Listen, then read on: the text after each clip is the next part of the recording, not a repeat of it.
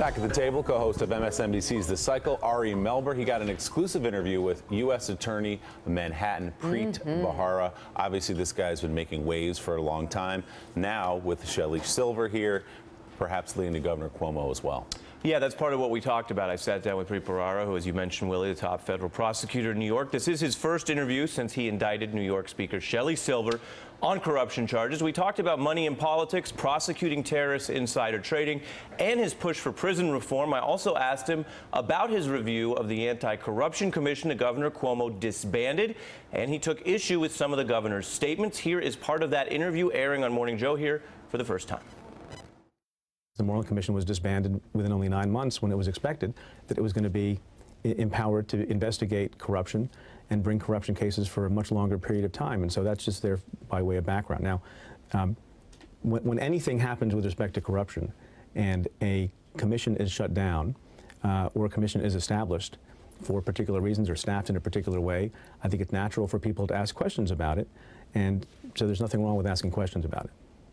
Asking questions. Many people have been asking Governor Cuomo's office questions about it. Now, he said he cannot comment on the topic because you said a public dialogue is not helpful to the investigation.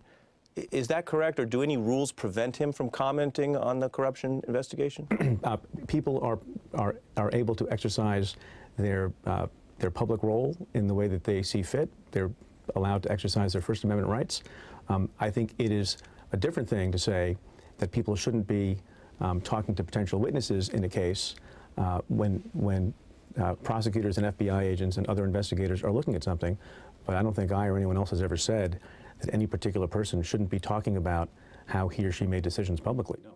You didn't say that, because, and I want to be clear, what he said, I'm going to read from the governor's, as I believe the U.S. Attorney, you, has made it clear that ongoing public dialogue is not helpful to his investigation, we will have no additional comment on the matter.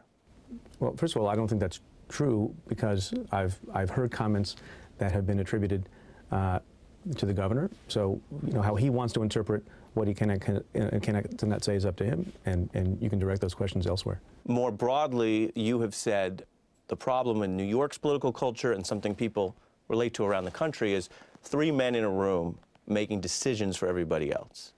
When you're done here, who's going to be left in that room? You know, I don't know, and the membership of the room seems to be changing. It changed last week when a new Assembly Speaker was put into power.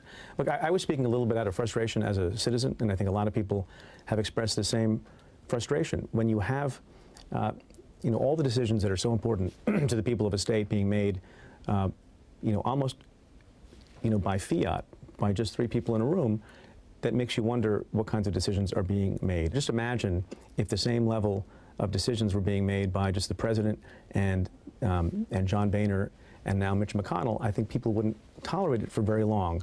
And so one wonders why it's tolerated so much in New York State. It is absolutely fascinating. Ari, stay with us. Obviously, we're going to get to the top of the hour. A lot to talk about.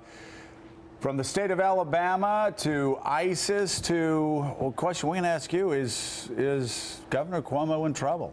It looks like things are heating up. Also, President Obama and Benjamin Netanyahu are now taking jabs at each other publicly. That's, you know, that's not really good for the American-Israel relationship. Yeah, as the controversy surrounding the Israeli Prime Minister's upcoming very controversial congressional address takes on new heights. Plus, the era of the social politician. Congressman Sean Duffy explains why politicians are turning to Snapchat. Don't do that. Okay. No, we're not going to actually ask him about that. We're going to ask him about ISIS instead. We're going to ask him about Snapchat. No, we're not. Yes, I think it's going to be fun. Don't do it. And then in our 8 o'clock hour, actors Eugene Levy and Catherine O'Hara have a look at their new sitcom that has a name we cannot say on television. I like it. Oh, boy. I like it. We'll be right back.